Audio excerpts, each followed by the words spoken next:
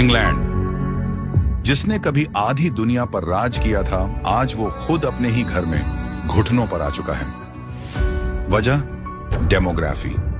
England ने कभी मानवतावादी और कभी सस्ते लेबर के चक्कर में बाहरी लोगों को अपने देश में बसने की इजाजत दे दी।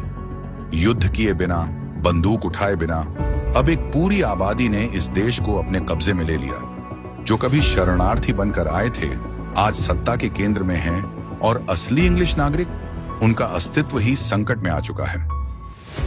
भारत के अंदर भी कांग्रेस और धर्म आधारित पार्टियां, जिन्होंने एक तबके को अपना वोट बैंक बना लिया है, वो संविधान के खिलाफ जाकर पिछड़ों के हक मारकर सर्वोच्च न्यायालय के धिक्कार के बावजूद उन्हें सरकारी ठेकों में 4% आरक्षण दे दिया है।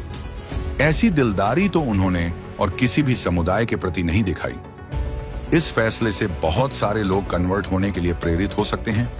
क्या वो लोगों को प्रेरित करना चाहते हैं कि वो कन्वर्ट हों, और तो और वो घुसपैठियों के रहनुमा बने रहते हैं। इन सब के पीछे उनका एक ही मकसद है कि भारत की डेमोग्राफी चेंज करना। इन 60 सालों में इनकी ऐसी ही नीतियों के कारण 200 जिलों की डेमोग्राफी पहले ही बदल चुकी है। ये लोग खास वर्ग को आरक्षण देकर कल्याणकारी काम नहीं कर रहे हैं, बल्कि हिंदुओं की विनाशकारी गाथा लिख रहे हैं। जाति जनगणना का लॉलीपॉप दिया, अब खास वर्ग की झोली भर रहे हैं। कुल मिलाकर माना जाए तो जैसे इंग्लैंड मूल निवासियों का नहीं रहा, वैसी ही भारत के साथ हो सकता है। दुनिया में खुद को मानवतावादी दिखाने के चक्कर में ब्रिटेन ने पहले तो कभी युद्ध, तो कभी किसी कारणवश दूसरे देशों के नागरिकों को अपने देश में घुसा लिया। इंग्लैंड भी इन ठप्पों के डर से डेमोग्राफ इन्वेजन का शिकार हो गया और ग्रूमिंग गैंग के खौफनाक कारनामों को भी फलने फूलने दिया, जिनके हत्थे ना जाने कितनी बच्चियों के साथ रेप हो गए। इंग्लैंड डेमोग्राफिक इन्वेजन का शिकार।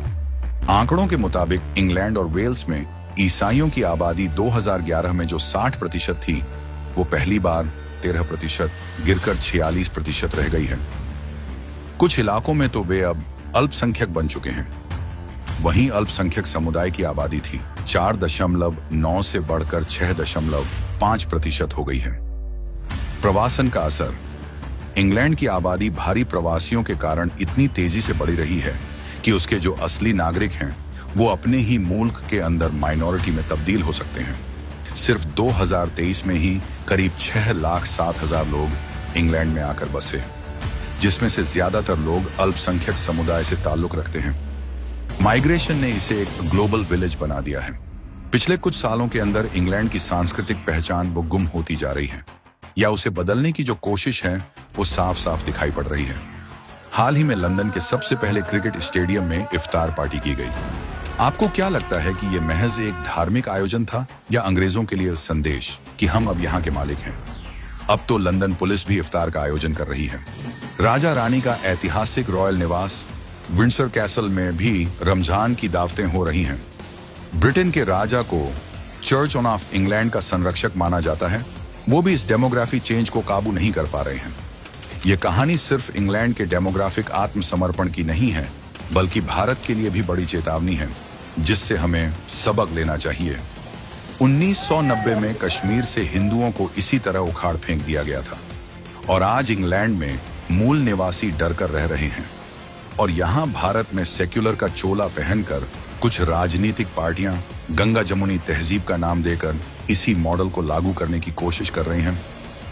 जैसे कि कांग्रेस 4% रिजर्वेशन का प्रस्ताव लेकर आती है, और वो भी सिर्फ एक समुदाय के लिए। नाम बदला है, नियत नहीं। महाठगबंधन की जरूरत नहीं। आज ही लें संकल्प।